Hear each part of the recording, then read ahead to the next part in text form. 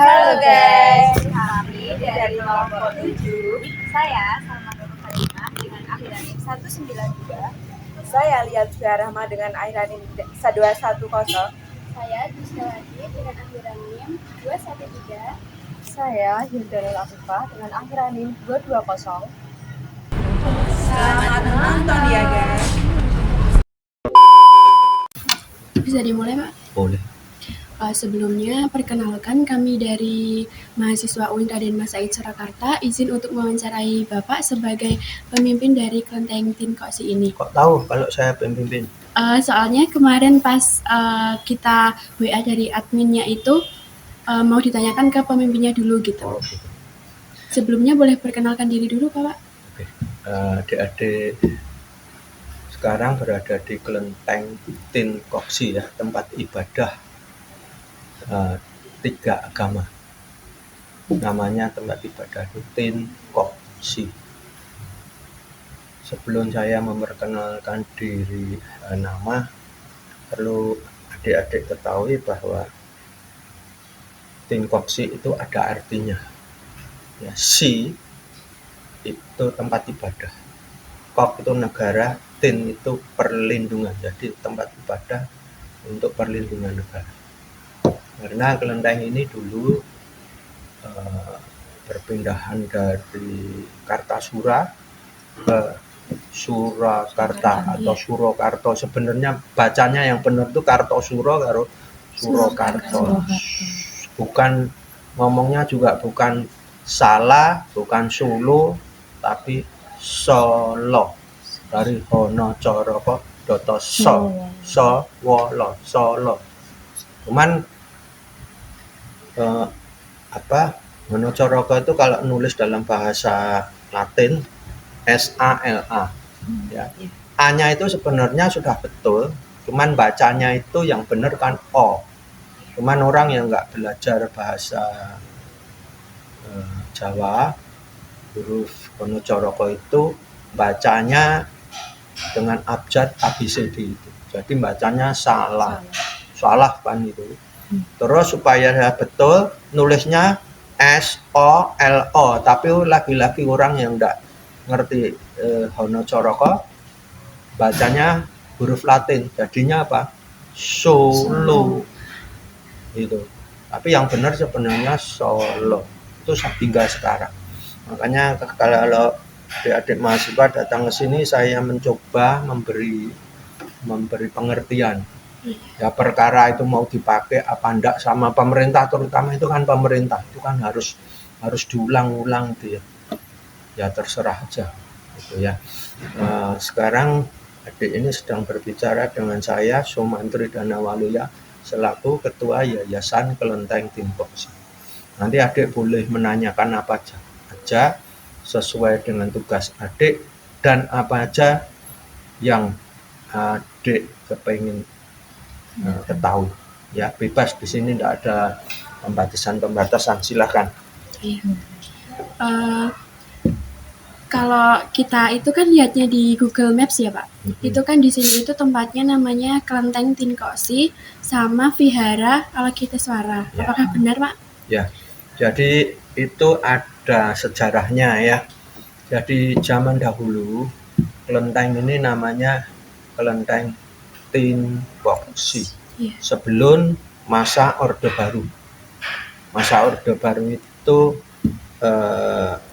berlangsung, kalau diambil tahunnya itu sebenarnya 67 sampai 98. Ketika 98 Pak Harto lengser, digantikan wakil presidennya waktu itu Bapak B.J. Habibie.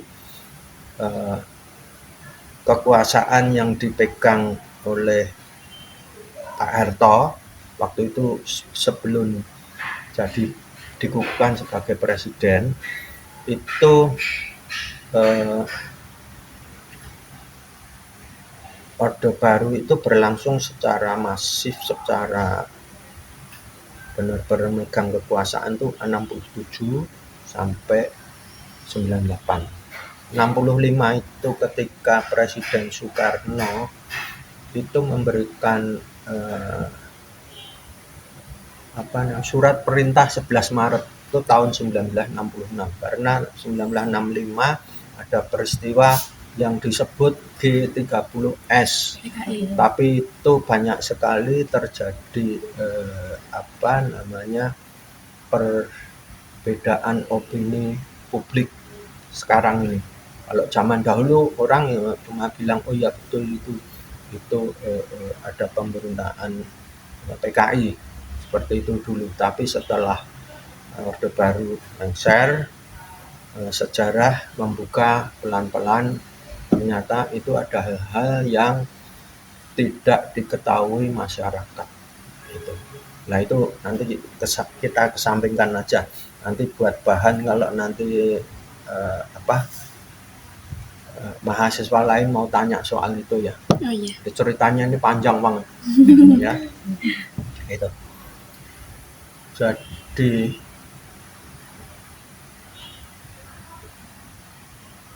tadi pertanyaannya apa? Di sini itu kan namanya itu Oh ya, dah. Sudah saya ingat saya. Kadang-kadang begitu. Saya cerita begini terus pokok yang terlewati. Jadi begini. Dulu ketika sebelum Orde Baru, sebelum tahun 67, kelenteng ini namanya ya kelenteng Tun Kokji.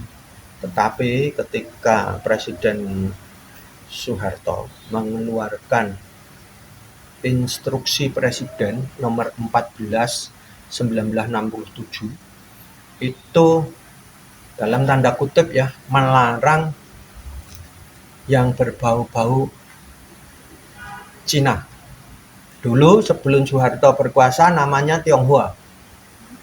Waktu zaman VOC runtuh kemudian diganti pemerintah Hindia Belanda atau orang-orang Belanda menyebut orang Tionghoa itu Tionghoa. Tapi ketika Soeharto berkuasa tidak boleh lagi menggunakan nama Tionghoa, harus menggunakan Cina. Tapi ini Cinanya itu agak nggak enak gitulah buat orang-orang Tionghoa, buat orang-orang Cina. Gitu. Jadi yang disasar itu adalah agama, tradisi, adat istiadat, budaya dan kesenian yang berbau-bau Cina. Gitu. Tapi kalau orang yang tahu itu sebenarnya adalah menyangkut geopolitik. Geopolitik itu maksudnya ada pengaruh kekuatan besar di dunia ini yang mau memengaruhi Indonesia atau dalam tanda kutip mau menguasai suatu negara. Itu namanya geopolitik. Ya, seperti sekarang ini perang Iran sama Israel dan Amerika. Itu termasuk geopolitik antara kekuatan Zionis dan Islam. Zionis dibantu oleh kekuatan Barat, Amerika. Ya, itu namanya geopolitik. Lah waktu itu Indonesia setelah merdeka itu Indonesia itu merupakan negara yang sangat penting karena semua perlintasan kapal yang mau ke Asia Timur, ke Tiongkok, ini Jepang, Korea dan itu harus lewat Selat Malaka. Ya. Dan Selat Malaka itu zaman dahulu itu milik Indonesia. Karena Majapahit waktu itu kerajaannya kan sampai di Thailand, malah sampai di Kamboja, ya, Filipina juga. Nah, ketika Belanda berkuasa, kemudian mereka membagi-bagi wilayah yang sekarang Malaysia itu dikuasai oleh Inggris. Dulu penguasa pertama kali Semenanjung Malaka itu Portugis, tapi kemudian Portugis diperangi Inggris untuk menjarah daerah jajahannya Portugis. Jadi orang Barat itu sebenarnya perampok, kalau boleh saya ngomong bahasa yang keras kasar ya, perampok itu sebenarnya. Gitu. Tujuannya supaya mengeksploitasi apa yang ada di suatu negara. Kalau sekarang ini biasanya yang dieksploitasi itu apa? Tambang-tambang itu. Emas, minyak, batu bara dan lain sebagainya, permata. Bukannya di Afrika kan hancur lebur. Begitu orang Barat datang pasti hancur lebur. Bukan saya benci sama orang Barat, enggak, benci kelakuannya aja. Iya. Ya, orang Barat juga manusia, tapi kelakuannya manusia di sana dengan di kita berbeda. Nah, ketika itu dibagi jadi Selat Malaka itu jadi milik internasional. Padahal itu sebenarnya milik Indonesia. Makanya sampai kapanpun Malaysia itu nggak mungkin boleh diambil alih oleh Indonesia, nggak mungkin. Karena kalau begitu diambil alih, lah nanti Indonesia kan bisa bilang, kamu kapal mau lewat ke Selat Malaka harus bayar, begitu. Kan dapat uang banyak itu. Iya. Kamu tahu berapa juta satu tahun kapal yang lewat Selat Malaka? Berapa juta itu yang lewat kapal itu? Nah, jadi ada perebutan pengaruh ya antara blok kapitalis diwakili Eropa dan Amerika. Eropa dan Amerika itu kan setelah tahun 45 itu kan memenangkan peperangan dunia kedua.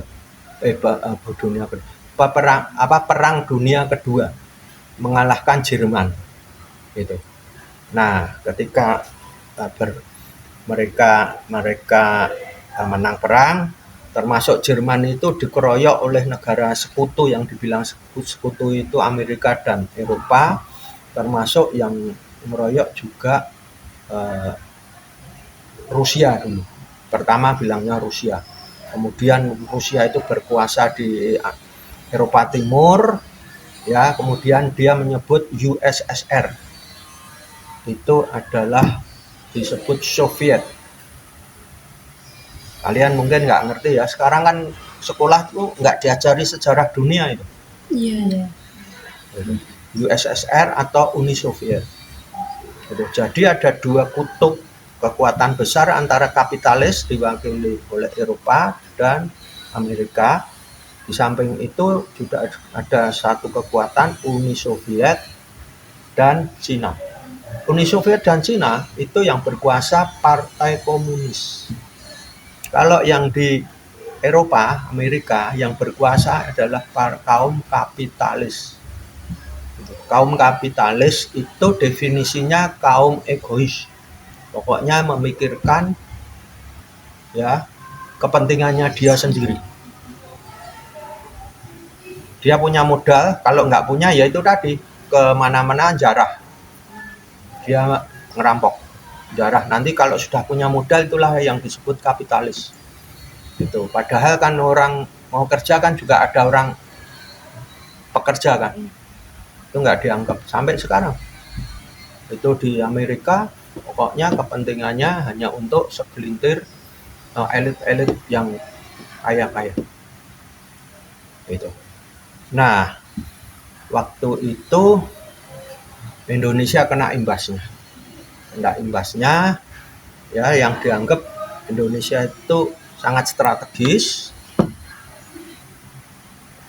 Presiden Soekarno itu kan berkuasa mulai tahun 45. Ketika merdeka, itu Presiden Soekarno. Dia merapat ke Uni Soviet dan Tiongkok atau Cina. Itu. Barat itu nggak suka.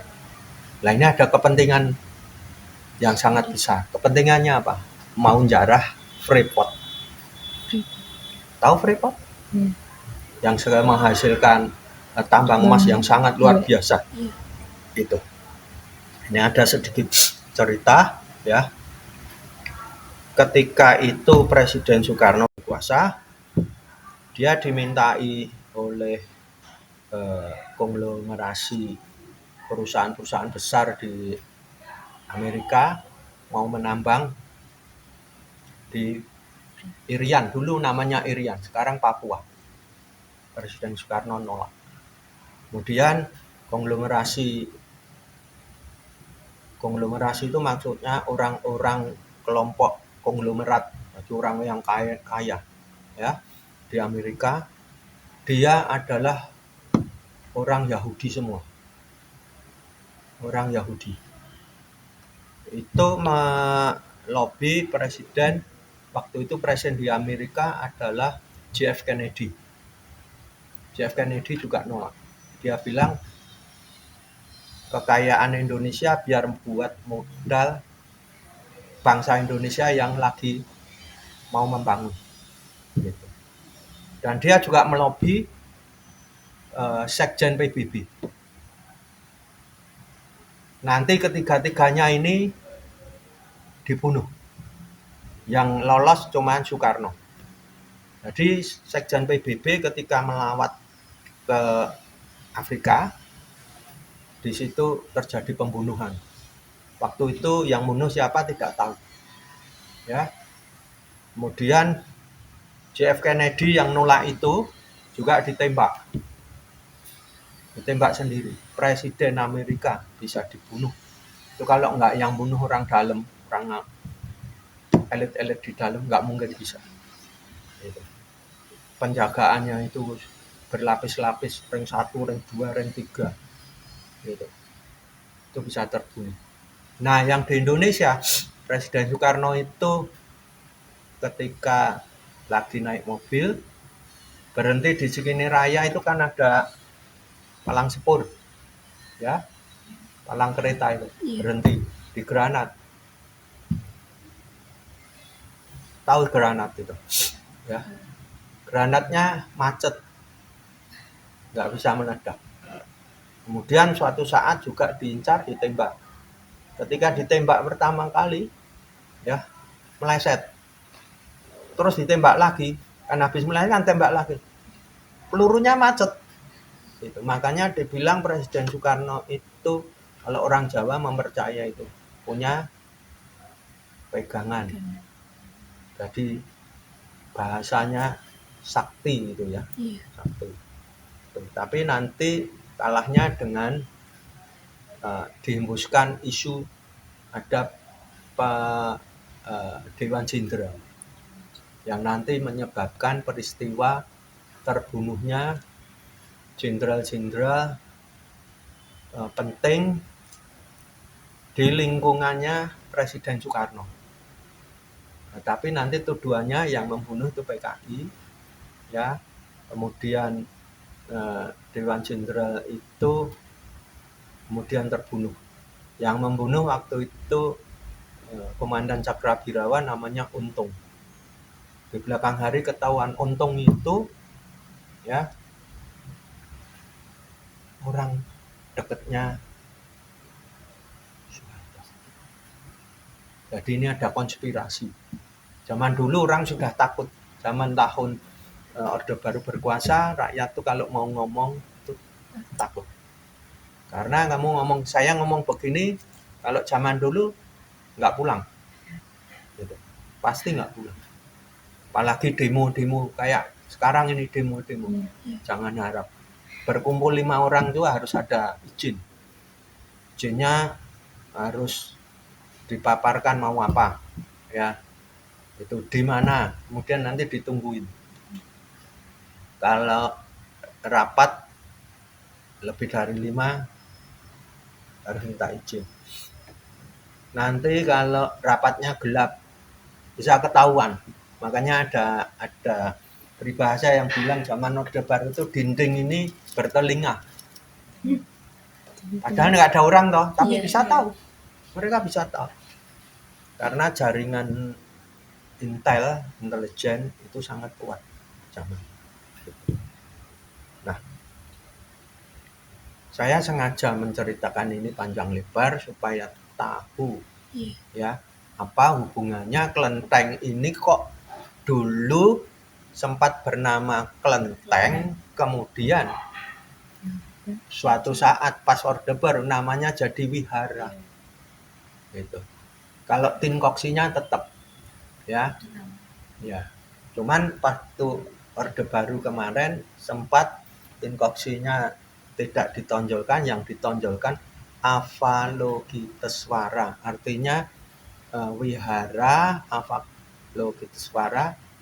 wihara Dewi Kwan Im. Kenapa enggak sebutannya wihara Dewi Kwan Im? Itu tadi ada larangan dengan Inpres nomor 14 1967, agama, budaya, adat istiadat, tradisi, dan kesenian yang berbau-bau Cina nggak boleh, termasuk itu aksara itu. Aksara begini nggak boleh itu. Aksara Mandarin. Itu di atas itu. Bahkan kelenteng ini sempat diminta untuk ditutup.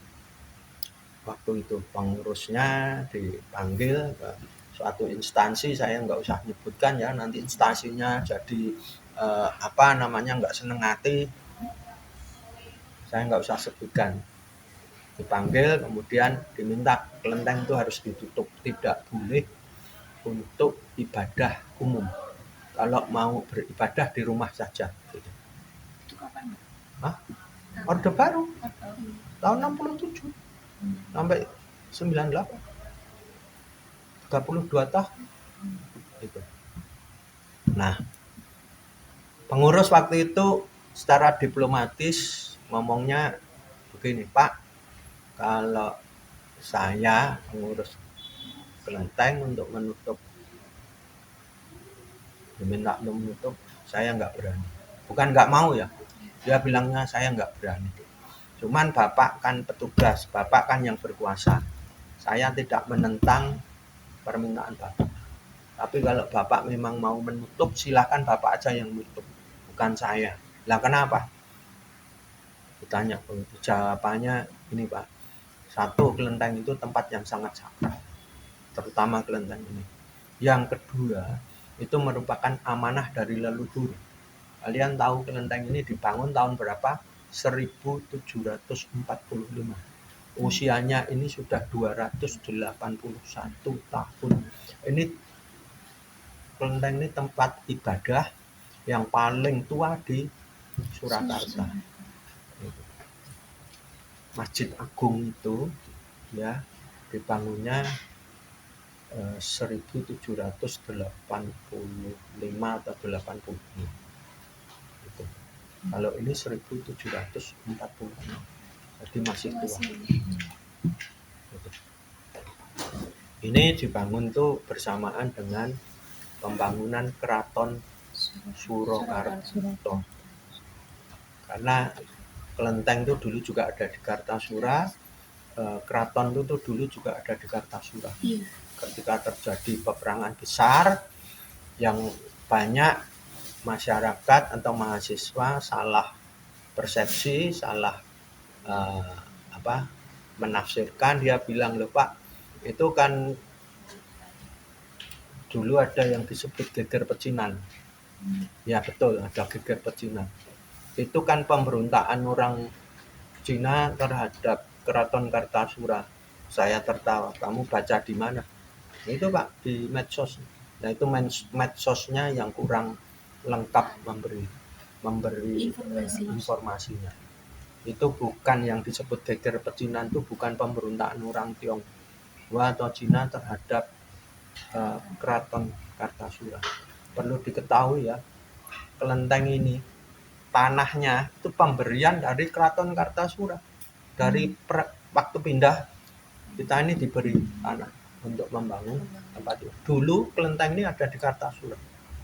Karena orang Tionghoa, orang Cina itu bermukim itu selalu dekat dengan keramaian atau kekuasaan. Ya, bahkan orang-orang Tionghoa ada yang hidup di dalam keraton. Itu banyak itu. Ya. Itu karena banyak keturunan kerabat keraton yang ibunya orang Tionghoa. Itu banyak. Pakai logika, kalau orang Tionghoa memberontak terhadap keraton kan, mosok dikasih tanah. Itu kan lunga kuwi. Ya kan pakai logika itu. Yang sebenarnya terjadi itu sebenarnya ya, saya ini mau cerita biar lengkap ya. Biar kamu ngertinya betul-betul lengkap. Nanti kalau baca di Google bingung itu Pak, karena itu kayak mosaik. Ini baca ini di Google kan nggak mungkin runut gitu ya. Ada yang nayangkan, kebetulan kalian melihat, padahal yang ditayangkan itu Hanya sekilas saja. sekilas dan di tengah-tengah itu kan ada rangkaian ceritanya yang runut sebenarnya. Jadi begini, tahun 1740 itu terjadi pembantaian besar-besaran terhadap orang Tionghoa dilakukan oleh VOC di Batavia gara-gara krisis ekonomi. Kalau VOC itu kan berdagang, itu sebenarnya perusahaan terbuka. Kalau sekarang bilangnya perusahaan terbuka. Jadi sekarang bilangnya apa? Kamar dagang gitu. Nah, waktu terjadi krisis, ya, barang-barang dari Nusantara, dulu bilangnya Nusantara ya. Kalau orang Belanda bilangnya India Timur, Hindia Oost. Kalau India dibilangnya Hindia. Gitu. Kamar dagang pertama itu dilahirkan oleh Belanda. Nanti yang kedua dilahirkan oleh Inggris yang nanti berkuasa di India. Nah, ketika kamar dagang ini menguasai barang-barang dagangan dari Nusantara dibawa ke Eropa, dia makmur. Sangat luar biasa. Keuntungannya itu setiap tahun 1700 itu keuntungannya 5 miliar US dollar. Coba bayangin aja, 5 miliar US dollar. Sekarang Indonesia ya, kalau bilang surplus 5 miliar saja sudah senangnya setengah mati. Padahal tahun sekian itu hanya berdagang rempah-rempah, tebu, tembakau. Padahal sekarang pemerintah ini kalau berdagang apa? Ekspor, berdagang kan ekspor, impor. Iya. Minyak, emas, litium, nikel, batu bara. Yang masuk ke Indonesia berapa? Sebenarnya kalau semua dikelola oleh pemerintah sendiri atau negara, kita ini seperti orang di Timur Tengah, tidak bayar pajak karena kaya seperti di Brunei. Bahkan orang semua sekolah dari tingkat TK sampai akademi pasti gratis. Gitu. Sebenarnya Indonesia kaya raya, tapi hasilnya mana? Nggak ketahuan. Hasilnya mana? Nggak ketahuan. Nah, waktu itu ya, karena krisis di Eropa itu terjadi krisis ekonomi sehingga barang dagangan itu tidak laku. Nah, yang di Indonesia sudah terlanjur numpuk barang yang mau dibawa ke sana nggak laku, nggak bisa jadi duit. Nah, dia stres. Makanya terjadi kecemburuan sosial terhadap orang Tionghoa. Orang Tionghoa itu cara hidupnya itu kan sangat efisien, ya. Sangat efisien itu maksudnya kalau memang harus mengeluarkan uang itu pasti dikeluarkan. Tapi kalau nggak perlu, ya dia nggak mau. Nah, nanti orang yang nggak ngerti selalu bilangnya gini, Pak, saya pernah tanya, Pak, Bapak menyikapi stigma orang Tionghoa yang dikatakan pelit bagaimana? Siapa bilang orang Tionghoa pelit? Orang Tionghoa itu bukan pelit, sangat sosial. Nggak percaya? Orang Tionghoa mendirikan tempat pendidikan pertama kali orang Tionghoa di Nusantara ini sebelum ada Budi Utomo. Budi Utomo dilahirkan tahun berapa? 1908. Bisa di Google. Orang Tionghoa sudah mendirikan yayasan pendidikan, ya, disebut Yayasan Pendidikan Tionghoa Weikuan.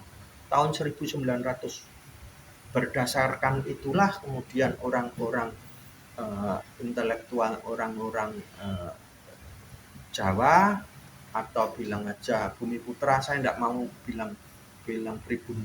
Pribumi itu sifatnya, kalau itu terjemahan dari inlander, dari Belanda, itu konotasinya meremehkan, inlander. Padahal kalau arti yang sebenarnya in itu dalam, lander itu orang yang ada di dalam, sebenarnya biasa, tetapi oleh Belanda kalau dibilang dasar inlander itu seperti gini. Zaman Soeharto kalau orang Tionghoa dibilang dasar Cina lu, itu rasanya nggak enak, tahu nggak? Cina brengsek lu, rasanya nggak enak. Persis seperti itu. Makanya saya nggak suka menggunakan pribumi. Saya lebih meminjam kata-kata dari Malaysia, Bumi Putra, ya, itu lebih pas. Nah, orang Tionghoa sudah mendirikan Tionghoa Wekuan, sampai sekarang masih ada.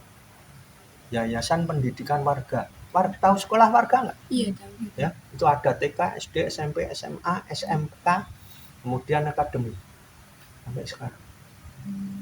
Gitu. Terus orang Tionghoa juga mendirikan tempat-tempat rumah sakit. Rumah sakit Dokter Un.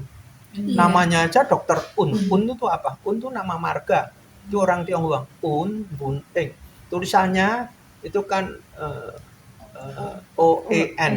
Itu bacanya. Kalian kalau baca dimanapun kalau ada huruf OE itu bacanya U ya. Iya. Kadang-kadang orang penyiar TV aja kalau radio bacanya Owen gitu. Masa ya orang ngerti ya. Lucu kadang-kadang begitu. Owen. Apalagi kalau nanti ada tiga kata pakai OE, nanti bunyinya aneh. Bunyinya lucu banget. Itu. Nah, kalian tahu enggak pendiri ITB siapa? Ada yang enggak dipakai? Ada. Nah, pendiri ITB. Mbah Google tuh pinter ya. Kamu tanya apa aja keluar.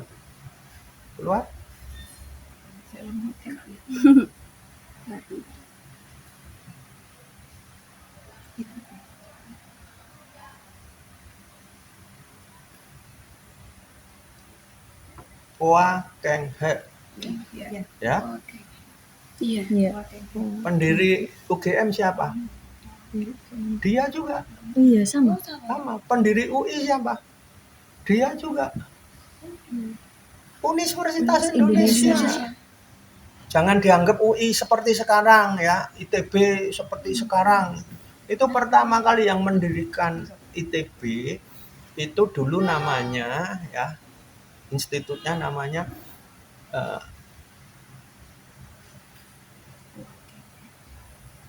teknis, itu bahasa Belanda, teknis Hogeschool te Bandung. Teknis itu teknik, Iya. Hogeschool itu sekolah tinggi, te Bandung itu di Bandung. Itu bahasa Belanda. Technische Hogeschool te Bandung. Gitu. Jadi ketika Orde Baru berkuasa, pokoknya semua yang berbau Tionghoa disembunyikan semua. Zaman saya sekolah, saya ini kan senang membaca sejarah Indonesia, sejarah dunia. Kalian sekarang nggak pernah diajarin tuh sejarah Indonesia dan dunia. Makanya kalau saya tanya presidennya dari dunia internasional siapa, pasti saya jamin nggak tahu kalian. Iya. Padahal saya hafal semua itu zaman dulu. Hafal benar, karena saya senang sejarah. Makanya saya bisa menceritakan seperti ini. Ya. Nah, itulah pertanyaannya. Pertanyaanmu tadi kalian tuh hanya satu kalimat ya. Iya. Kenapa kok namanya Avalokitesvara? Intinya itu. Akibat dilarang oleh Orde Baru. Nama-nama yang berbau Tionghoa atau Cina. Kalau bilang kelenteng itu kan bau Cina. Ya. Tin koksi itu juga bau Cina, makanya dirubah wihara. Kelentengnya dirubah menjadi wihara. Avalokitesvara. Avalokitesvara itu siapa? Dewi Kwan Im. Karena tuan rumah di sini adalah Dewi Kwan Im. Gitu. Kemudian ketika nanti Soeharto sudah nggak berkuasa, diganti B.J. Habibie selaku presiden. Kemudian dikeluarkanlah peraturan pemerintah yang mengatakan tidak boleh lagi menggunakan kata-kata Cina. Nah ini kebalikan. Kalau zaman dulu malah dibilang tidak boleh menggunakan kata Tionghoa, harus Cina. Tapi Cinanya agak apa ya? Kalau kamu bisa bahasa Jawa? Bisa. Bisa. sedikit. Ngenyek tahu enggak ngenyek? Tahu. Ngeleceh, Ngecek. ngeleceh Ngecek, kayak ya. gitu. Itu. Ada pertanyaan dari mahasiswa. Di sini kan mahasiswa yang datang kamu tahu. 1 tahun itu ada 600. Banyak banget. 1 tahun ada 600 benar. Saya tuh hampir setiap hari itu pasti Diwawancarai. iya. Coba bayangkan 600 dibagi 300. Kalau minggu kan nggak mungkin mereka mau wawancara. Kalau saya sih mau aja, tergantung kalian sempatnya siapa hari apa. Nah, dibagi aja 600 bagi 300 berarti 1 hari itu 2 orang. Iya. Rata-rata sudah barang tentu, enggak setiap hari 2 gitu. Tiap hari itu ada kayak kalian 4. Kemarin dari Brawijaya datang ke sini berapa? Ber-8 tahun 2000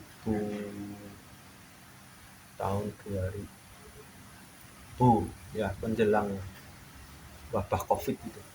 Datang mahasiswa dari Brawijaya juga 146 orang. Langsung tempatnya kecil gini. Saya sampai heran. 146. Kalian bisanya kalau mau wawancara berdiri tuh. Kalau saya kasih kursi ya tempatnya di mana? Nggak mungkin toh. Nggak apa-apa Pak, berdiri Pak. Lah nanti kalau capek ya biar lesehan aja, ngelesot. Ya udah. Saya ngomong dari jam 8 pagi sampai setengah 5. Tanpa berhenti. Sampai setengah 5. Kalian saya ngomong begini ya tahu-tahu nanti 3 jam. Jangan bosen. Iya, Jangan bosen ya. Karena ini pengetahuan yang sangat penting buat kalian. Mengenal kelenteng, mengenal orang Tionghoa. Dulu malah ada mahasiswa, Pak saya itu sebenarnya kalau mau ke kelenteng takut. Apanya yang ditakut? Kan katanya kelenteng itu tempat sakral dan tempat menyembah berhala. Saya tertawa. Lagi kamu itu berarti belum mengenal kelenteng. Kelenteng itu bukan menyembah berhala ya. Nah itu Pak, banyak patung-patung. Itu patung itu hanya perwujudan ya, jadi visualisasi dari para dewa-dewi. Kalau kita berdoa di hadapan beliau-beliau bukan berarti berdoa dengan patungnya. Kalau cara paradigma, cara pandangnya seperti itu, lah semua agama bisa dibilang penyembah berhala. Percaya enggak? Ya. Percaya apa enggak? Kalau paradigmanya seperti itu, ya ada patung kita berdoa, bukan patungnya yang sebenarnya kita menghormati para leluhur, para dewa-dewi. Itu hanya wujud visualisasinya saja. Hakikatnya. Nanti ada juga yang Pak lah kalau itu pecah gimana? Kok pusing-pusing pecah? Ya harus diganti. Dengan cara apa? Ya dibelikan atau dibuatkan yang baru. Begitu. Nah, saya tadi kan bilang setiap agama kalau mau diambil atau pemikiran orang luar ya, mau dikatakan menyembah berhala, ya semua bisa ditarik ke situ. Contoh, ya ada tempat ibadah di situ ada patungnya. Kemudian kalau pernah nggak ke tempat ibadah itu, saya nggak usah saya sebutkan ya. Nanti dipikir kalau masuk ke sini nanti saya melecehkan. Begini di depan ini. Iya. Nah, begini tahu. Iya. Terus kalian pernah enggak beribadah di luar negeri? Atau bapak ibu atau eyangnya tahu ke luar negeri kemana? Belum pernah. Belum pernah. Ya belum pernahnya kalian belum. Tapi yang mau saya katakan kan ada tempat ibadah di luar negeri. Kalau di sana itu pas bulan suci berkumpul jutaan orang, tahu maksudnya? Ya. Ya, di sana berzikir, ya berdoa sambil muter-muter. Iya. Ya. Nah kalau orang pikirannya seperti itu kan, Dikira nyembah itu ya. oh, iya kan? Iya. Bukan saya mengatakan itu menyembah itu. Iya. Paradigma kalau orang pemikirannya seperti itu. Itu makanya saya selalu memberi pengertian kepada orang, baik mahasiswa seperti kalian yang berhijab, maksudnya tahu ya, atau yang tidak. Saya selalu menggunakan menyitir salah satu ayat Quran. Apa itu? Lakum dinikum waliyatin. Iya. Artinya tahu nggak? Tahu. Tahu ya? Agamamu. Jangan suka mencela agama orang lain. Kalian kalau beragama, ya keyakinan itu memang harus ketat, tetapi ke dalam, ke diri sendiri.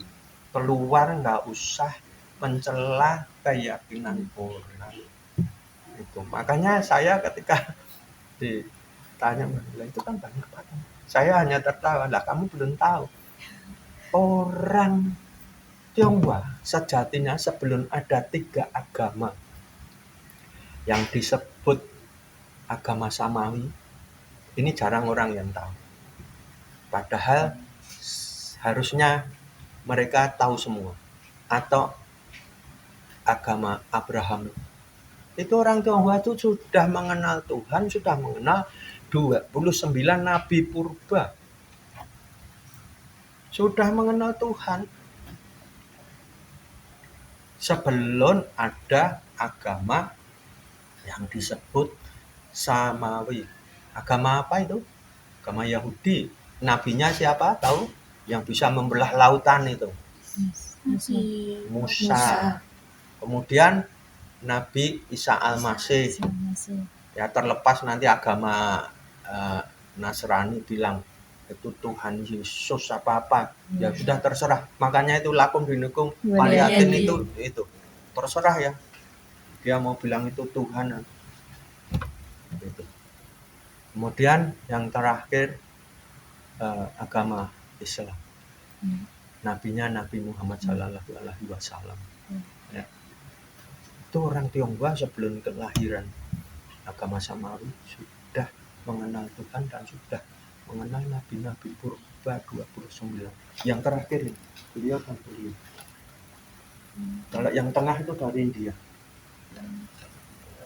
Nah, itu nanti kamu ini mau menanyakan apa sebenarnya intinya? Tentang Moderasi. Iya, Moderasi pasti itu, pastilah.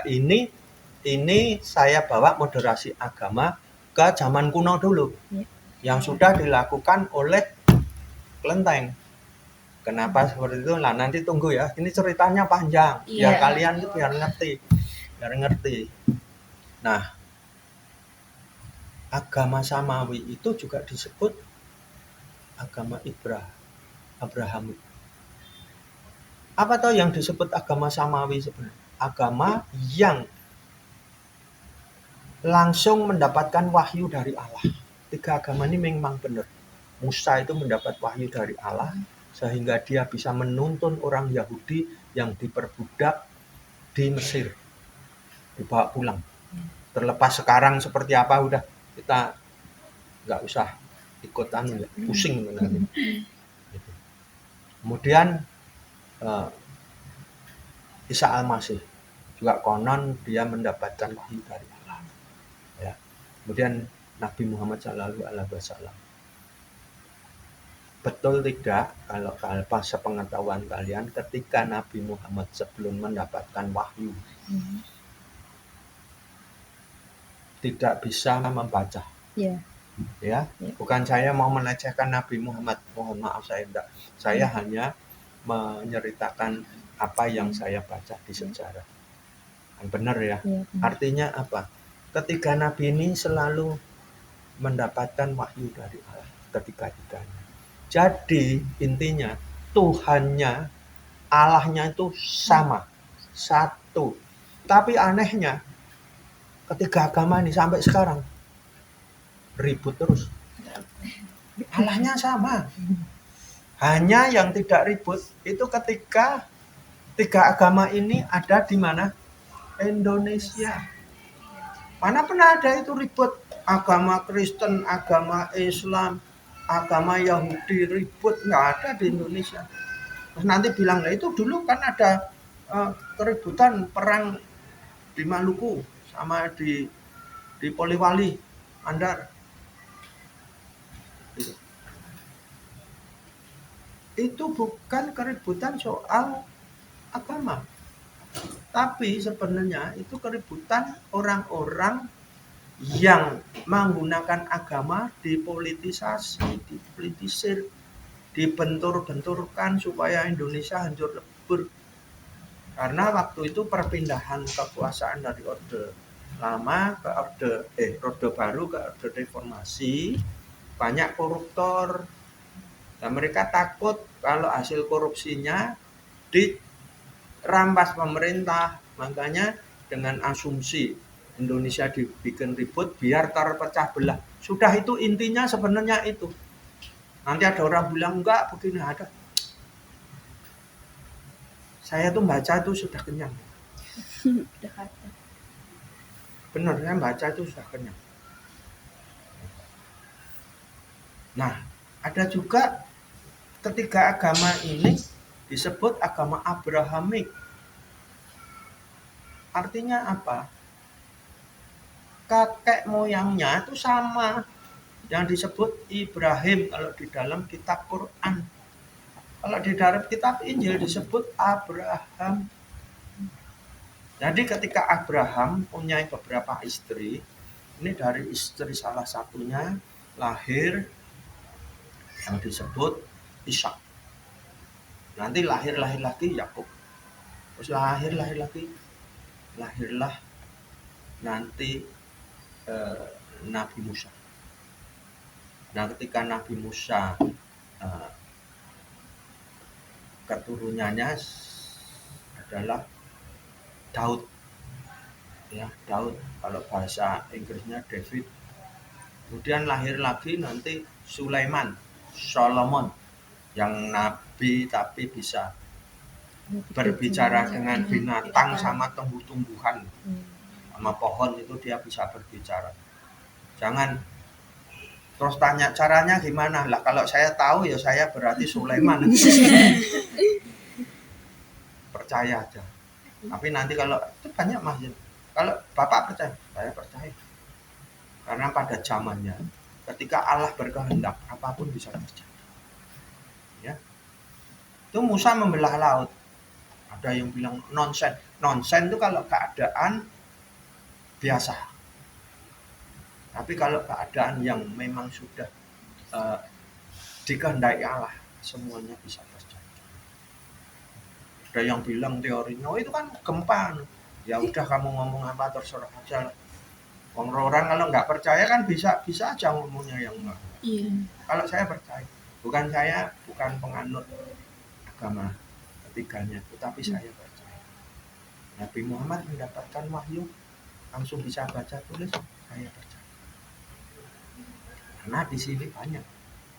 Nanti kalau pas upacara tertentu, ya, kemudian dewa masuk ke orang. Orangnya ini misalkan seperti saya ini tidak bisa bahasa Mandarin, itu nanti ngomongnya bahasa Mandarin. Kemudian dia memberi, misalkan orang tanya saya sakit begini, ada bisa disembuhkan, ya, dia nanti kasih resep obat pakai huruf Mandarin. Padahal nanti kalau orangnya sudah sadar, ya nggak tahu omong apa juga nggak tahu. Makanya saya percaya. Nah itu tadi lahir Sulaiman, terakhir kemudian lahirlah Nabi Isa atau Yesus Kristus. Ya. Dari istri yang lain nanti lahir yang disebut Ismail. Terus lahir lagi nanti lahirlah Nabi Muhammad SAW. Artinya apa? Tadi kan sudah agama ini Allahnya satu, ya. Nabi-nabinya, keturunannya kalau ditarik garis merah ke atas, kakeknya satu, Abraham atau Ibrahim.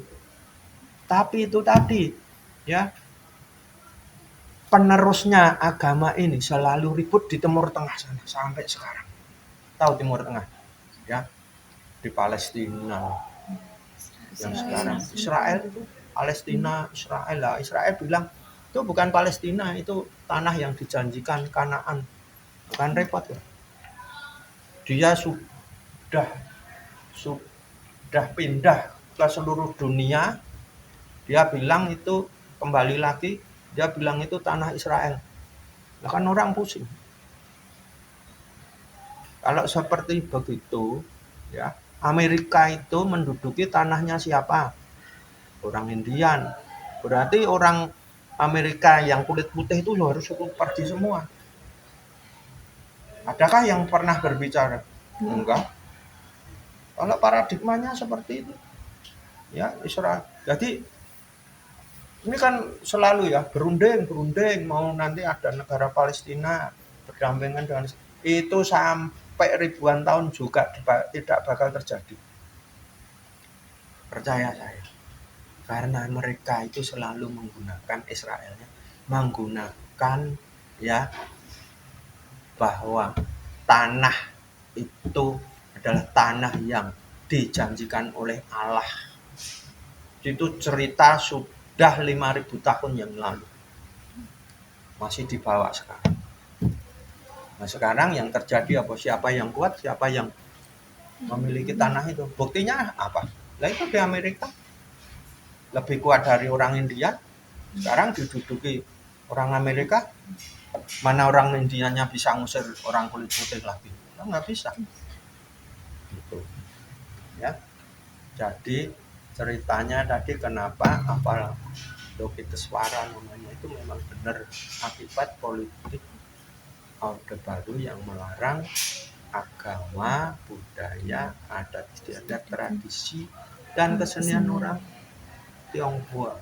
Karena zaman dahulu sebelum ada peraturan itu mayoritas orang Tionghoa itu beragama Konghucu. Nanti ya tahun 1965 itu sudah dikeluarkan Kepres nomor 1 1965 ditandatangani Presiden Soekarno bahwa agama Konghucu merupakan salah satu agama di Indonesia yang diakui. Tetapi 67 dianulir dalam tanda kutip, ya, dianulir, nggak berlaku lagi.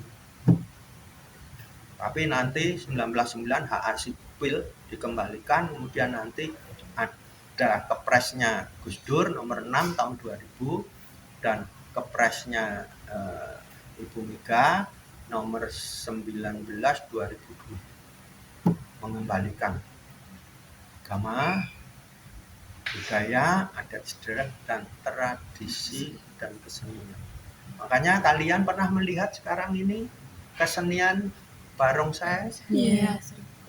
Zaman Orde Baru tidak bisa melihat karena dilarang keras. Itu, ya. Makanya kalau sekarang ini saya melihat barongsai main, saya diam-diam menangis. Karena zaman saya main liong barongsai itu saya dimaki-maki.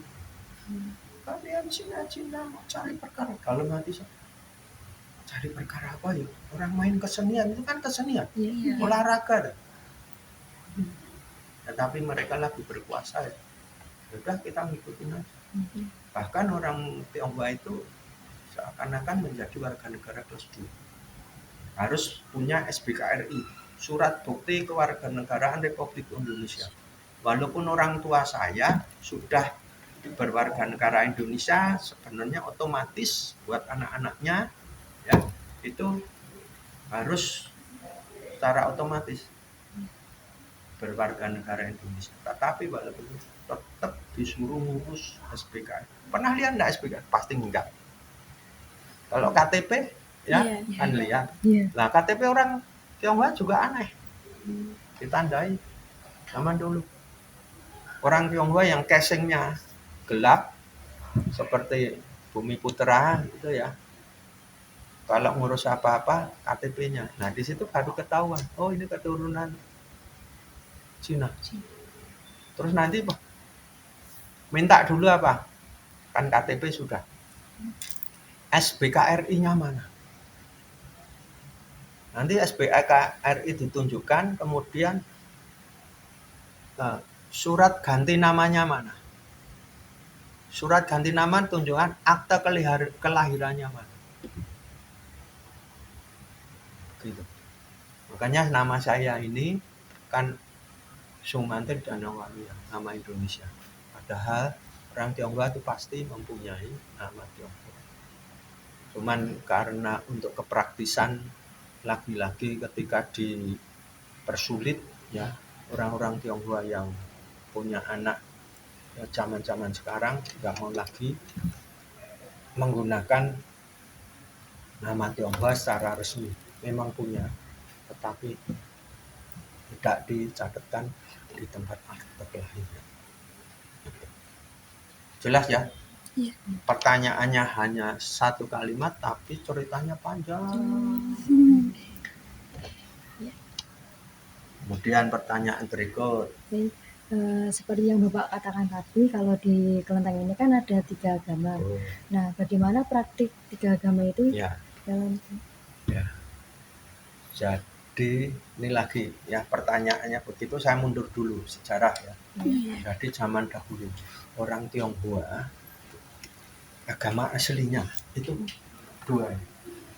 yang tengah Yang tengah itu India. oh, Itu Siddhartha Gautama. Jadi agama asli orang Tionghoa itu ada 2, Konghucu dan Tao. Nabinya Nabi Konghucu, Taonya namanya Lao Tzu. Ya, Lao Tzu. Beliau lahir tahun 551 sebelum Masehi. Masehi tahu enggak? Tahun apa? Itu tahun kelahiran Yesus atau Isa Al-Masih. Gitu. Nah, sebelum Isa Al-Masih lahir, beliau itu sudah lahir. 551 sebelum Masehi, wafat 479 sebelum Masehi. Ketika beliau ini lahir di zaman yang sama, terpaut 10-20 tahun, makanya disebut di zaman yang sama. Kalau sudah lewat abad itu tidak bisa dibilang zaman yang sama. Nah, orang Tionghoa itu sangat religius, ya. Jadi ketika di negara Tiongkok daratan sana penduduknya menganut 2 agama ini, di India lahir juga yang disebut agama Buddha dengan kelahirannya Siddhartha Gautama. Tetapi agama Buddha masuk ke Tiongkok itu baru 800 tahun setelah kelahiran beliau. Artinya abad ketiga baru masuk ke Tiongkok. Kan beliau lahirnya kan abad kelima sebelum Masehi. Jadi kalau ditambah 800 berarti ya abad 0 kemudian tambah 3 berarti abad ketiga. Nah, semenjak itulah orang Tionghoa menganut yang disebut Tridharma, 3 agama. Dulu bahasanya bukan Tridharma, lagi-lagi karena Orde Baru. Dulu kita menamakan itu adalah Samkao. Sam itu 3, Kau itu ajaran suci. Kemudian dilarang dengan Orde Baru yang berbau-bau Cina, itu ya. Makanya orang Cina, orang Tionghoa itu kan sangat fleksibel lah, dilarang Muslim, penting ajarannya seperti itu, nama diganti, pakai bahasa Sanskerta menjadi Tridharma. Tri itu 3, Dharma ajaran suci. Samkau, Sam 3, Kau ajaran suci. Artinya sama. Itu. Jadi semenjak Orde Baru namanya jadi Tridharma. Jadi yang namanya kelenteng, yang kelenteng bener loh ya, jangan kelenteng kemudian berubah nama seperti bunglon itu ya, mau ditangkap bahaya toh. Iya. Wah, dia berubah, Berubah. kulitnya berubah. Ini sama juga seperti itu, berubah menjadi wihara. Nanti kelenteng-kelenteng itu ketika Orde Baru tumbang, seperti di sini, nama wihara diganti lagi menjadi kelenteng. Itu. Tapi tridharmanya tetap tridharma, tidak lagi pakai sangkal. Tapi buat kita ya enggak masalah. Itu banyak sekali kelenteng-kelenteng terutama di Jawa Barat dulu dilarang, terus kemudian menggunakan nama wihara. Ketika hak sipil dikembalikan, namanya jadi aneh, wihara kelenteng apa begitu. Padahal kalau mau diterjemahkan, wihara itu tempat ibadah agama Buddha. Sekarang ini agama Buddha, umatnya kalau mendirikan tempat ibadah itu selalu dinamakan wihara. Tidak pernah yang dinamakan, tidak pernah ada yang dinamakan kelenteng. Karena kelenteng itu pasti ada tiga ini. Nah, kalau kalian mau bertanya soal apa namanya? Praktek beribadahnya. Bukan. Moderasi Beragama. Jadi orang Tionghoa zaman dulu sudah mengenal moderasi beragama. Coba bayangin, satu tempat ibadah ada 3 agama. Iya. Coba sekarang kalau saya tanya, masjid itu tempat ibadah siapa? Islam. Gereja tempat ibadah Nasrani. Terserah yang itu disebut gereja Kristen atau gereja Katolik. Tapi yang benar itu bukan gereja Kristen ya, tahu nggak? Yang benar itu gereja Protestan. Tapi mereka bilang Kristen. Katolik itu juga Kristen, Protestan juga Kristen. Gitu. Kemudian tempat ibadahnya Hindu apa? Wihara, bukan. Hindu pura. Ya, pura itu bacanya pura. Itu bahasa Sanskerta kayak bahasa Jawa. A bacanya pura. Jangan kayak orang Malaysia. Karena dia menggunakan abjadnya bukan A B C D, pakai abjad Inggris. Jadi kalau ada kata-kata A, dia bingung bacanya, makanya selalu ngomongnya ya. Kota dia enggak bisa bilang kota,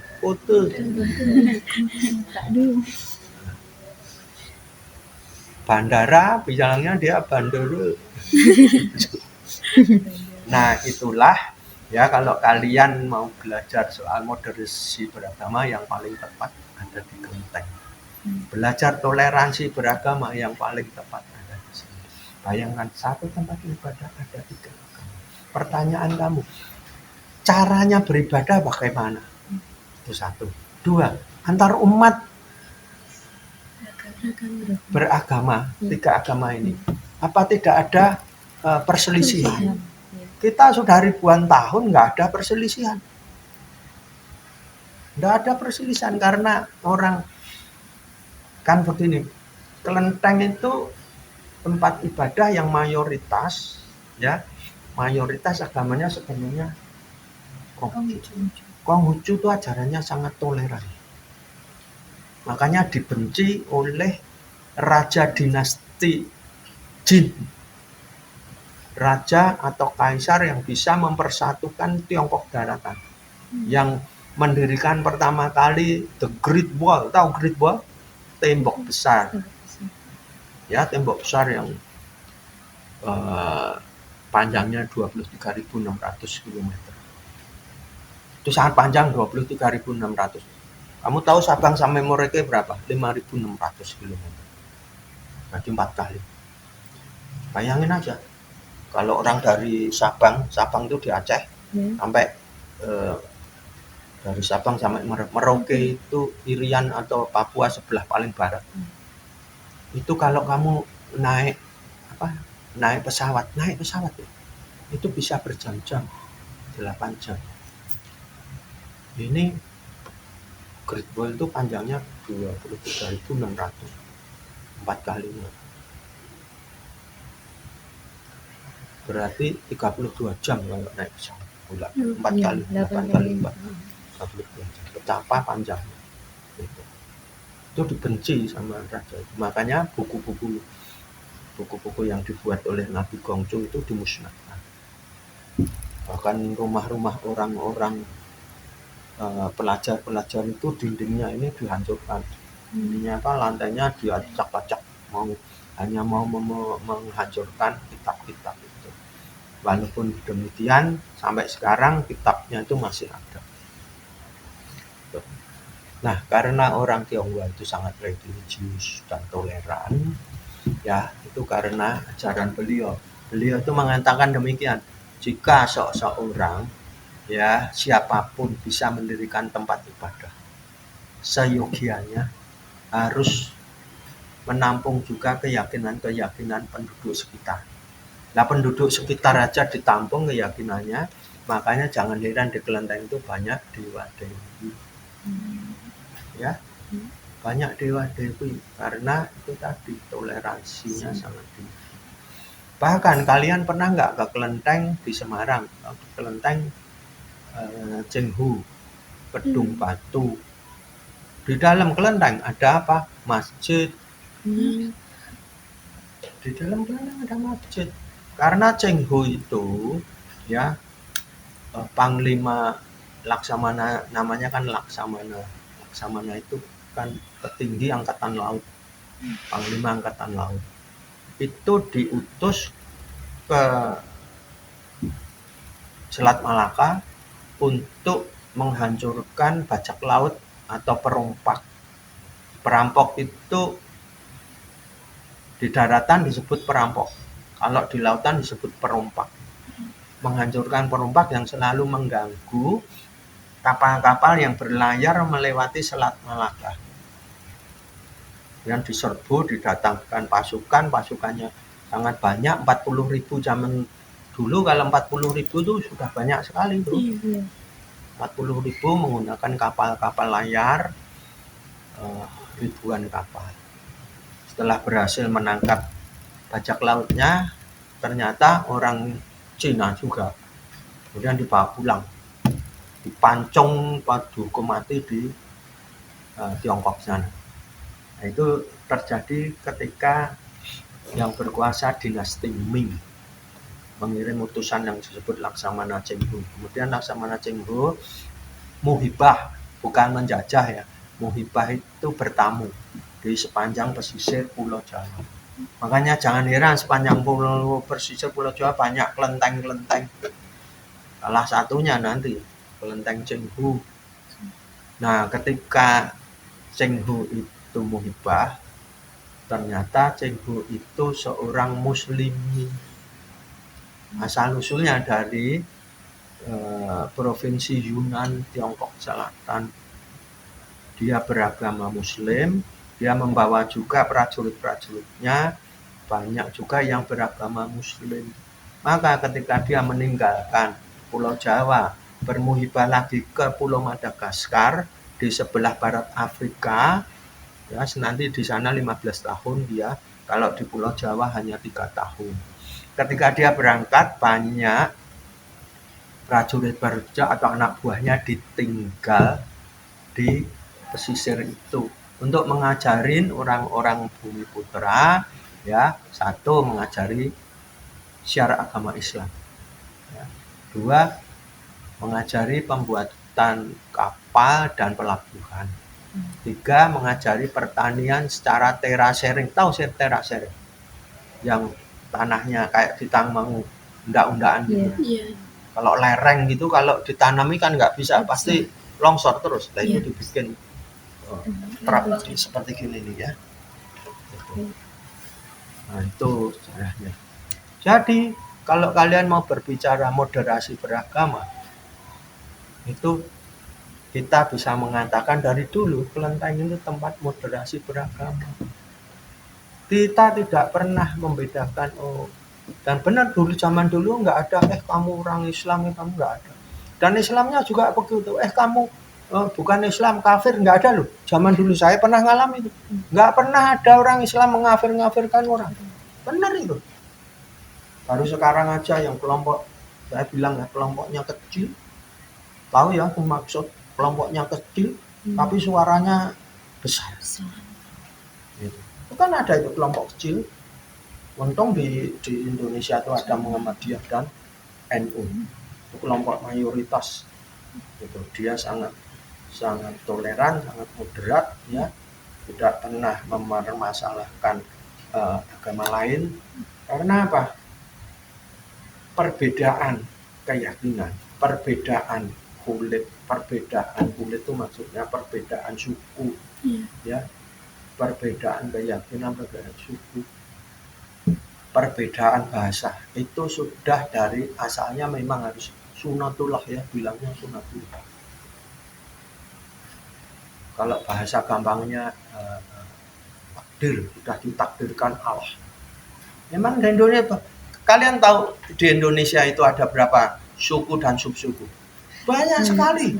1340. Ada bahasa dan subbahasa 840. Ada berapa pulau? 17.600. Kita ini sangat luar biasa. Terdiri dari bermacam-macam suku, bangsa, ya, bermacam-macam bahasa, tapi bisa tetap bersatu. Itu karena apa? Karena founding father kita itu mempunyai pilar yang sangat kuat, dasar yang sangat kuat. Nah, pilar itu cagak, bahasa Indonesia, ya, bahasa Jawanya itu cagak. Bahasa Indonesia ya bilang pilar itu. Gitu. Apa itu? Sumpah Pemuda. Ya. Kemudian ada Bhinneka Tunggal Ika, ada Pancasila, ada NKRI, ada UUD 45. Coba kalau nggak ada Sumpah Pemuda, kita ini tinggal di Pulau Jawa, ada beberapa suku bangsa, ya, ada suku bangsa yang bahasanya orang Bandung itu apa namanya? Sunda. Di Jawa Tengah bahasa Jawa, Jawa Timur bahasa Jawa dan bahasa Madura. Di Banten bahasanya berbeda lagi. Coba kita sekarang ini kalau tidak ada bahasa, kita ke Bandung, mereka ngomong Sunda, kita kan bingung ngomong apa gitu. Ya, paling-paling taunya cai budas, air putih tuh, cai budas. Ci itu sungai. Citarum, Ciliwung. Pokoknya Ci itu artinya sungai. Gitu. Ci itu kode, kalau di Jawa bilangnya kali. Kali. Kita beruntung itu. Makanya sekolah selalu mewajibkan murid-muridnya berbahasa Indonesia. Itu belum lagi kalau kita ke Irian atau Papua, ke Kalimantan, ke Sumatera. Kita kan bingung ya. Ada sekian ribu bahasa, sekian ratus bahasa, sekian ribu suku, ngomongnya beda-beda. Masa kita mau belajar, mau ke Sulawesi bahasa apa, belajar dulu bahasa mereka, nanti kemana belajar dulu bahasa mereka, menghabiskan energi. Makanya untuk kita ada Sumpah Pemuda. Cuman Sumpah Pemuda ini sekarang kayaknya pemerintah itu nggak pernah apa ya, misalkan pas hari Sumpah Pemuda tanggal 28 Oktober, lahirnya kan 1928, itu diperingati yang benar misalkan gitu. Kayaknya peringatannya adem-adem aja, bukan menjadi hari libur nasional itu. Padahal itu sangat penting, benar-benar sangat penting. Seperti yang saya katakan tadi, kamu ke Jawa Timur, orang Madura ngomong kelampok, kamu mana tahu nggak kelampok? Jambu. Jambu kelampok. Ya, benar. Dia bilangnya kelampok, maksudnya kalau orang Jawa, oh jambu kelampok, padahal kelampok itu ya jambu. Ya, gitu. Nah, nanti ya moderasi beragama itu sebenarnya itu sudah ada, terutama di Kelenteng, ya, itu sudah berada zaman dahulu. kemudian nanti memasuki Orde Baru, moderasi beragamanya hilang. Buktinya apa? Buktinya kok hilang? Agama Konghucu dilarang. Agama Konghucu dilarang. Padahal sebelumnya sudah diakui oleh negara. Ya. Nanti setelah Orde Baru tumbang, ganti Orde Reformasi, dikembalikan lagi, ya beberapa tahun ini kemudian dibentuk itulah yang disebut moderasi beragama. Karena menyikapi apa? Menyikapi kelompok-kelompok kecil. Saya nggak usah ngomong kelompok kecil itu agama apa ya, nanti tidak pada tersinggung, padahal saya nggak mau nyinggung sebenarnya. Itu suaranya keras, pengikutnya itu hanya secuil itu. Makanya dibentuklah yang disebut moderasi beragama. Nanti prakteknya ada FKUB, Forum Komunikasi Umat Beragama. Itu. Jadi kalau soal moderasi beragama, kita sudah tidak heran, kita sendiri di sini sudah ada moderasi beragama. Itu ya. Terus pertanyaan berikut. Tadi pertanyaannya belum ini. Cara beribadahnya bagaimana ya? Biar lengkap. Jadi karena ada 3 kelompok, pasti ada 3 umat. Umat agama Konghucu, agama Buddha, dan agama Tao. Jadi 3 ini yang disebut Buddha, Konghucu, Buddha, Tao. Ya, beribadahnya kita ini bersama-sama. Jadi ketika kita mau beribadah, misalkan kita memeringati atau milad Dewi Kuan Yin, itu sifatnya Buddha. Kita mendatangkan petinggi Buddha, disebut Bante. Pemuka agama Buddha itu disebut biku atau Bante. Ya, kita mendatangkan beliau.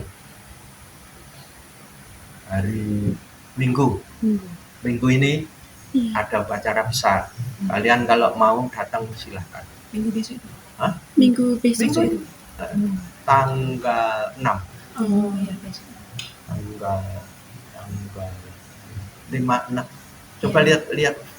Ya, berarti. Ada 2 hari, Minggu dan Senin. Tanggal 6-7 atau tanggal 5-6? Kayaknya tanggal 5-6. Tanggal 4 tuh kayaknya hari Sabtu. Iya, tanggal 5-6. 5-6 ya. Itu kalian boleh hadir. Dan kalau ke sini nanti itu nanti di foto aja. Ada pengumuman besar tuh itu. Oh iya. Yang berwarna itu di foto aja. Jamnya jam berapa itu? Yang tanggal 5 itu sore hari. Yang tanggal 6 itu mulai jam 5 pagi nanti sampai jam 1. Kalian boleh hadir, kalian boleh memfoto ya untuk pembuatan tugas kamu.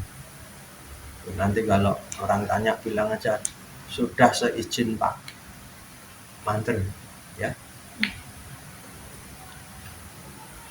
Nah, ketika umat itu berkumpul dan ini peringatan yang bersifat agama Buddha, nanti umat Konghucu maupun umat Tao juga ikut memeringati juga, karena tidak ada larangan. Kita itu tidak pernah melarang. Ya. Nah, nanti kalau ketika umat Konghucu dan Tao mau ikut membaca doa-doanya, kalau tidak bisa atau tidak hafal, itu ada panduannya dari buku, tinggal dibaca aja. Jadi nanti sebaliknya, kalau di sini ada peringatan yang bersifat agama Buddha, contoh miladnya beliau, Dewa Keadilan, ya, yang di tengah-tengah itu nanti umat yang lain juga ikut. Jadi itulah yang terjadi di kelenteng. Masing-masing umat ya, dari 3 agama ini jadi satu, tapi ketika berdoa dengan caranya sendiri-sendiri. Ya, tapi nanti kalau mengikuti upacaranya agama Buddha, mereka juga membacakan doa-doa agama Buddha. Tidak ada masalah. Tuh, ya. Ada pertanyaan berikut?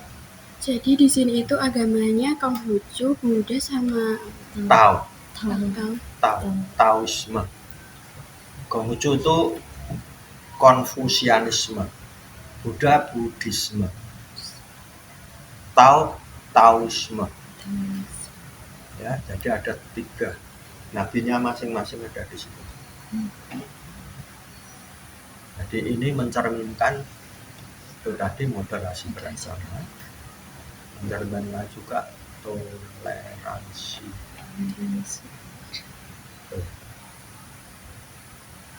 Jadi kalau mau belajar di kelenteng ini ya, bertahun-tahun sudah menjalankan itu, sudah ratusan tahun. Makanya jangan heran di kelenteng ada masjid. Tadi saya sudah cerita belum? Iya. Di dalamnya itu karena untuk memeringati Laksamana Chenghu. Laksamana Chenghu itu orang Muslim, dia meninggalkan anak buahnya yang beragama Islam. Lah, ketika mendirikan tempat ibadah juga mendirikan di dalam kelenteng, bukan di sebelah. Karena ruangannya besar sekali, tidak seperti di sini. Maaf ya, saya tidak mengecilkan. Itu besar banget ruangan. Patungnya kan di halamannya ada patung setinggi berapa ya? 20 meter itu. Berarti tinggi banget ya? Patungnya itu. Di sana di dalamnya kelenteng ada masjid. Itu. Nah, kalau orang nggak toleran, nggak ada moderasi beragama, masa boleh ya? Kelenteng ada tempat ibadah agama lain. Gitu. Iya. Ada pertanyaan berikut? Lanjutkan ya. Pertanyaan terakhir, pesan apa untuk kami sebagai mahasiswa agar kita agar kita bisa beragama secara imbang dan saling menghargai Satu sama lain. Ya. Nah, itulah saya tadi mengatakan bahwa kalian itu mahasiswa, kalian itu penerus bangsa. Maksudnya kalian ini nanti salah satu dari kalian siapa tahu ya menjadi pejabat tinggi. Amin. Saya mengatakan ini karena ada buktinya. Pak Jokowi itu orang ya mahasiswa, kemudian lulus dari prodi, kalau sekarang bilangnya prodi ya. Kalau dulu bilangnya fakultas apa dia? Kehutanan. Iya. Siapa yang nyangka nggak ada dasar dari fakultas sosial politik ya, tidak pernah belajar soal politik, sekarang jadi presiden. Nggak ada yang menyangka itu. Dia sendiri juga nggak nyangka itu. Dia bukan orang politik. Itu tapi semua itu kalau di Indonesia berlaku hukum yang itu tadi, kalau Allah berkehendak apapun bisa terjadi. Itu satu. Jadi kalian sebagai anak muda harus mempunyai pengetahuan yang luas. Orang yang mempunyai pengetahuan yang luas jadi tidak gampang menjadi seorang ekstrem. Pikirannya luas, jadi nggak gampang dipengaruhi oleh orang-orang yang berpikiran radikal. Itu satu. Yang kedua,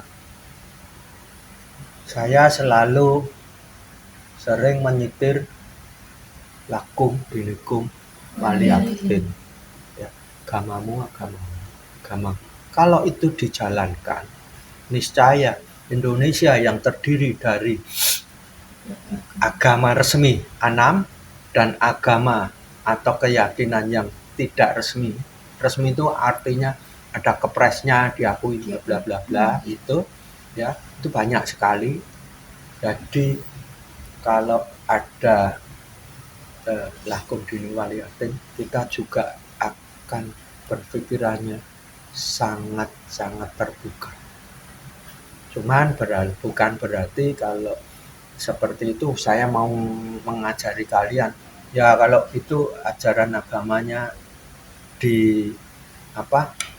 diikuti secara moderat. Maksudnya moderat itu wes karep-karepe, enggak seperti itu. Jadi kalian kalau beragama, kalau ke dalam, kalian harus benar-benar pegang teguh. Bahkan kata-kata yang paling ekstrim, saya mau menggunakan kata-kata ke dalam boleh radikal, ya, sangat memegang, tapi keluarnya jangan digunakan. Kalau digunakan nanti akan terjadi itu tadi, ya, saling mengolok-olok, saling, tadi di depan kan saya sudah pernah tadi cerita ya, menyembah berhala. Nah kalau cara berpikir seperti itu kita adopsi, nah semua agama menyembah berhala, ya kan? Gitu. Bukan saya mau mengatakan agama tertentu menyembah agama ya, enggak.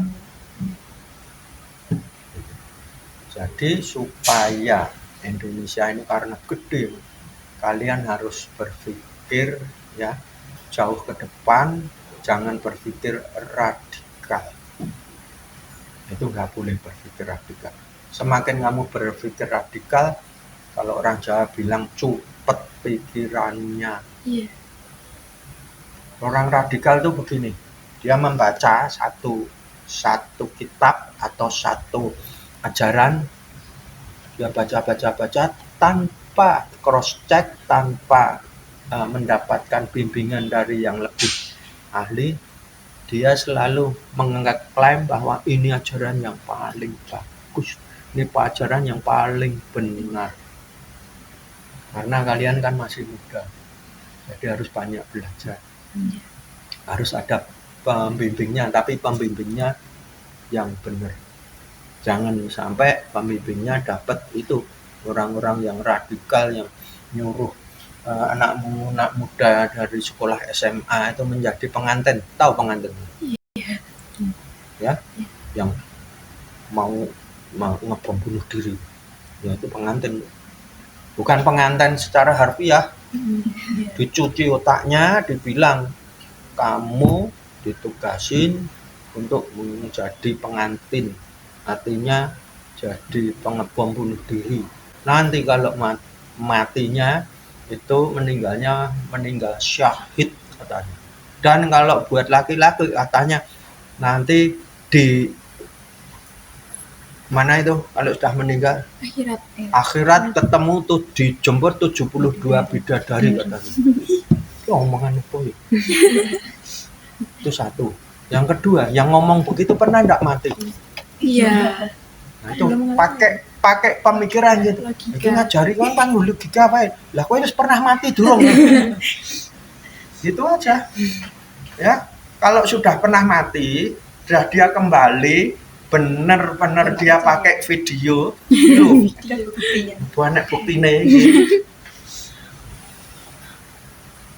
Untung sekarang itu sudah bukan bilang nggak ada ya, pasti masih ada. Pada tidur semua, ada tidur. Yang tahun-tahun kemarin itu sampai ngeri itu, bom bunuh diri. Enak aja ya ngajarin anak-anak sekolah itu. SMA itu kan pemikirannya masih labil, pemikirannya, pengetahuannya masih sedikit gitu. Dibilang nanti ketemu 72 bidadari. Insya Allah. Kalau saya nyikapinya gitu, aku harus pernah orang ketemu 72 bidadari bisa ngomong ngono. pernah mati. Misalnya dia bilang wis pernah mati tau kena bisa omongan gitu. Ya, jadi pesan saya itu ya, kalian harus satu membuka wawasan. Makanya saya suka kalau bercerita dengan anak-anak muda begini. Apa itu kelenteng? Ya, apa sejatinya di kelenteng? Itu apa artinya agama lain? Bukan berarti saya mau ngajak kalian masuk ke agama kita, enggak. Saya enggak punya misi seperti itu. Saya hanya misinya hanya memperkenalkan tempat ibadah, sejarahnya. Karena saya tidak mau lagi terjadi peristiwa 98.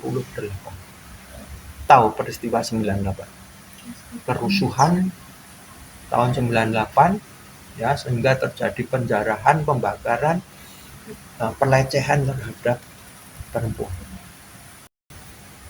Makanya saya selalu ngomong dengan para mahasiswa juga gini, kalian suatu saat kalau mau datang lagi silahkan, saya selalu membuka diri ya, karena saya mempunyai tujuan besar, program besar supaya para mahasiswa bisa mengenal apa yang disebut kelenteng. Siapa orang Tionghoa? Kalian kalau membaca sejarah ya, dulu sejarah saya yang baca, tapi nanti Orde Baru buku sejarah itu dihapus. Nenek moyang bangsa Indonesia berasal dari mana? Provinsi Yunnan, Tiongkok Selatan. Nggak percaya, di Google aja sekarang. Nenek moyang bangsa Indonesia, pasti keluarnya. Bukan saya apa namanya mengambil dari Internet. internet enggak. Mungkin internet ngambil dari saya. Oke, sudah? Sudah. Ada yang mau ditanyakan lagi? Sudah, mungkin sudah cukup dari Oke. kami. Terima kasih banyak atas Sama-sama. waktunya yang telah diberikan oleh Bapak, dan terima kasih atas pengetahuan yang telah diberikan. Kami mahasiswa dari UIN Raden Mas Said Surakarta mengucapkan banyak terima kasih. Sama-sama. Ya. Semoga ilmunya bermanfaat bagi kita. Suatu saat kalian kalau mau datang lagi ke sini silahkan. Nggak usah sungkan, saya selalu terbuka ya menerima para mahasiswa.